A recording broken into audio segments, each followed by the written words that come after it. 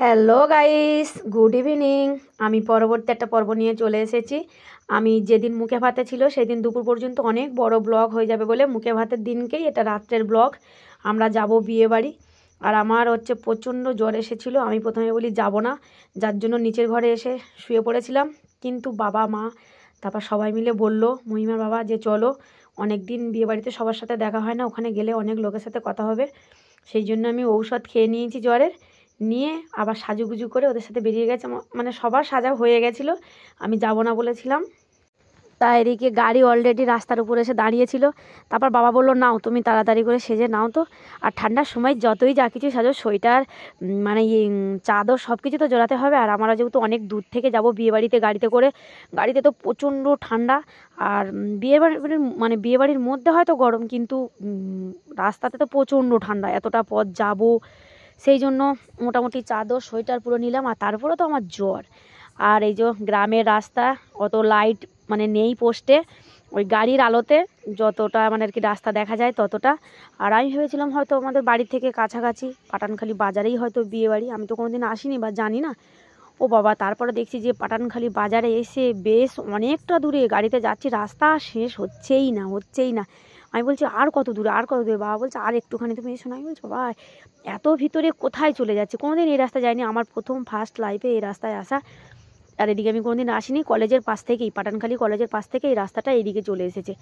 এর গল্প করতে করতে যাচ্ছে। আর আমি তো পুরো একদম চোখ কান পুরো একদম চাদর দিয়ে মুড়ি দিয়ে একদম পুরো ইঞ্জিন গাড়িতে বসেছি, কারণ পুরো খোলা, চারিদিকে একদম ঠান্ডা হাওয়া আর রাস্তা চারিদিকে অন্ধকার। দেখতে দেখতে কথা বলতে বলতে মোটামুটি আমি বিয়েবাড়িতে চলেও এসেছি অলরেডি। মহিমা সারাদিন জেগেছিল, ও ঘুমিয়ে পড়েছিল গাড়িতে। তারপর বিয়েবাড়ির কাছে আসতে ওকে ডাকলাম, আর ফাইনালি এসে পৌঁছালাম। ভাবলাম যে কত দূরে চলে যাচ্ছি, কোথায় বিয়েবাড়ি বুঝতে পারছি না। তারপর দেখলাম না, যে চলে এসেছি মোটামুটি বিয়েবাড়ি, একদম আলো ঝিকঝাক করছে, আমরা চলে এসেছি, গান বাজনা হচ্ছে। দেখি না, আমি তো পুরো একদম চাদর মুড়ি দিয়ে বসেছিলাম, পুরো ঠান্ডায় পুরো জমে গেছি ইঞ্জিন গাড়ি। আর মহিমাকে ডেকে ডেকে তুললাম। এই দেখতে পাচ্ছেন বিয়েবাড়ির লাইটিং হচ্ছে, গানও চলছে। চলুন ভিতরে যাওয়া যাক, দেখি কেমন ভিতরে। বাইরে তো বেশ লাইট জমজম করছে, যদিও আমি এখানে কাউকে চিনি না, কারণ এটা আমার বাবা শ্বশুরমশাইয়ের দিক থেকে আত্মীয়, আমি ঠিক কাউকে চিনি না। এখানে এসে দেখলাম যে বর অলরেডি চলে এসেছে, কারণ বর এসেছে সোনারপুর থেকে। সেই জন্য ওরা মোটামুটি আমরা যখন এসেছি, এসে দেখছি বর এসে গেছে। মোটামুটি সবাই ফটো তুলতে ব্যস্ত হয়ে পড়েছে,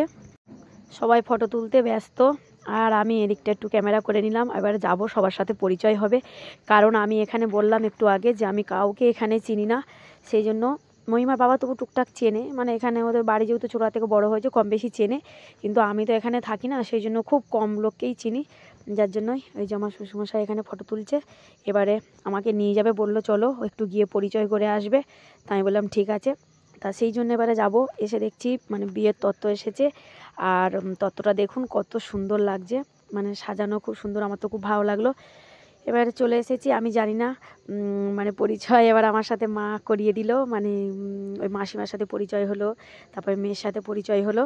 তারপরে মোটামুটি সবার সাথে একটু কথা বলে নিয়ে ভাবলাম ওই দিকে গিয়ে একটু বসবো, কারণ আমার জ্বর আর শরীরটা একদমই আমার ভালো নেই, যার জন্য আমার যেন মনে হচ্ছে একটু বসতে পারলেই ভালো লাগে। আমি এক জায়গায় বসবো, কারণ তেমন কিছু আমার খাওয়া দাওয়ার খুব একটা ইচ্ছাও নেই। তাও মেয়ে একটু পকোড়া এনে দিচ্ছে, কফি এনে দিচ্ছে।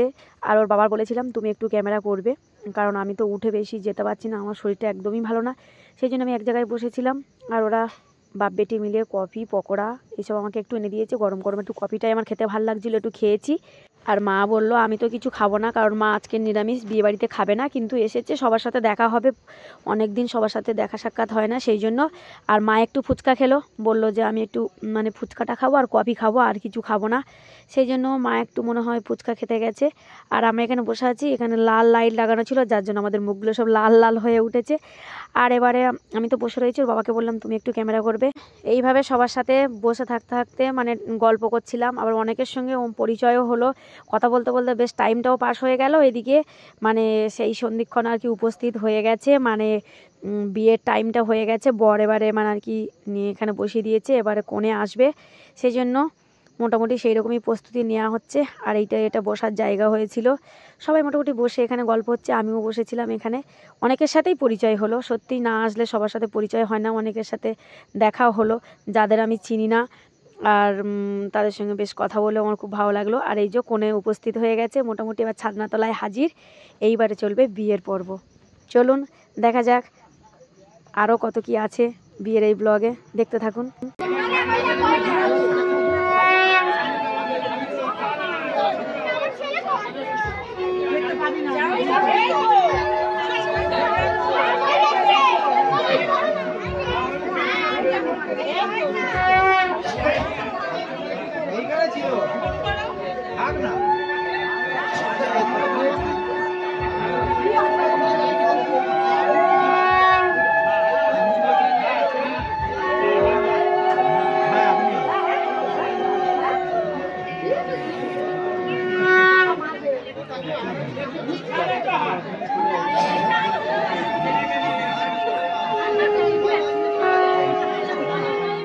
এত প্রচণ্ড পরিমাণে ভিড় হয়েছে যে কাছে গিয়ে পুরো ভিডিওটা তুলবো সেরকমই হয়ে ওঠেনি।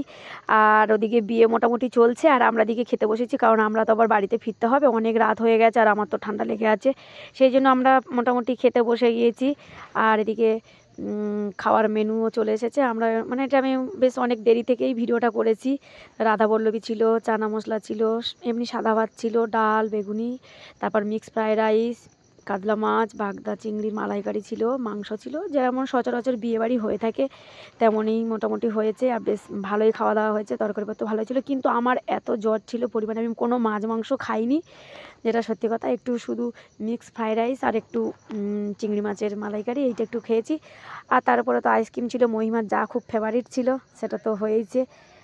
আর এইভাবে খাওয়া দাওয়া চলছে। আর বিয়েবাড়িতে যা হয়, বিয়ে খাওয়া দাওয়া এইসবই তো।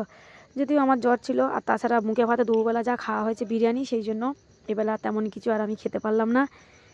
মহিমা খাচ্ছে আর আমি এদিকে ছবি তুলছিলাম। বাবা বসেছে, বাবার পাশে বাবার বন্ধুও বসেছে।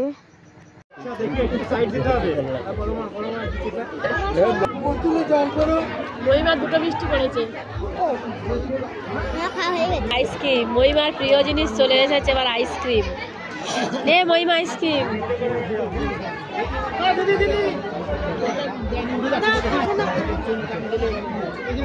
তুমি দুটো নাও এক হাতে, এখানে দাও রাখো। ও মা আইসক্রিম দাও। না মার আইসক্রিম দাও। নিয়েছো?